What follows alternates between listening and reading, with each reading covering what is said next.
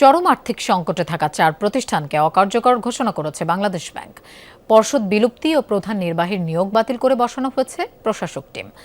Bangladesh bank জানিয়েছে চলতি মাসেই শুরু হবে ব্যক্তি আমানতকারীদের অর্থ ফেরত দেওয়ার কার্যক্রম। এজন্য প্রণয়ন করা হচ্ছে স্কিম। তবে বিশ্লেষকরা বলছেন আমানত ফেরতের পাশাপাশি অনিয়মে জড়িতদের বিচারের আওতায় আনতে হবে। সিলন টি রপ্তানিতে শীর্ষে।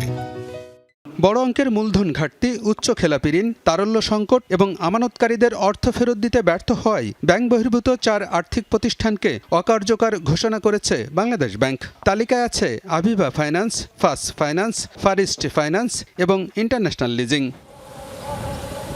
পর্ষদ বাতিল করে ব্যাংক রেজুলেশন আইন 2026-এর আওতায় প্রশাসক নিয়োগ দিয়ে এসব প্রতিষ্ঠানের নিয়ন্ত্রণ নিয়েছে কেন্দ্রীয় ব্যাংক। পরিচালক আলাউদ্দিনকে আভিভা ফাইন্যান্স, আতাউর রহমানকে ফার্স্ট ফাইন্যান্স, সাদেকুর রহমানকে ফার ইস্ট ফাইন্যান্স এবং ইকবাল হোসেনকে ইন্টারন্যাশনাল লিজিংয়ের দায়িত্ব দেওয়া হয়েছে। বাংলাদেশ ব্যাংক জানিয়েছে ঘুরে দাঁড়ানোর সক্ষমতা না থাকায় এসব প্রতিষ্ঠান অবসায়নের চূড়ান্ত সিদ্ধান্ত নেওয়া হয়েছে। আমানতকারীদের অর্থ ফেরতে দ্রুত স্কিম ঘোষণা করা হবে।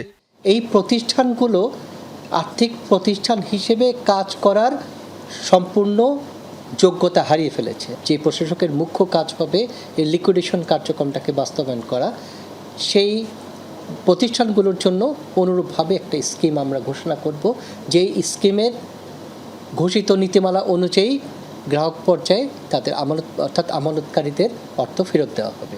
বন্ধ হতে যাওয়া 4 আর্থিক প্রতিষ্ঠানে মোট আমানত আছে প্রায় 15,000 কোটি টাকা। এর মধ্যে ব্যক্তি আমানত 3,000 কোটি টাকার উপরে। শুরুতেই ব্যক্তি আমানতকারীরা তাদের অর্থ ফেরত পাবেন। এই প্রতিষ্ঠানগুলো বন্ধ করা হয়েছে আমানতকারীদের স্বার্থ সংরক্ষণের দৃষ্টিকোণ থেকে।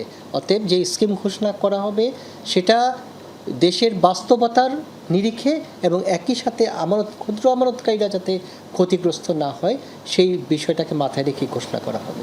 বিশ্লেষকরা বলছেন আমানতকারীদের অর্থ দ্রুত ফেরত দেওয়ার উদ্যোগ নিতে হবে। একই সাথে এসব প্রতিষ্ঠানের দুরবস্থার জন্য যারা দায়ী তাদের বিরুদ্ধেও ব্যবস্থা নিতে হবে, না হলে আস্থা ফিরবে না সাধারণ মানুষের।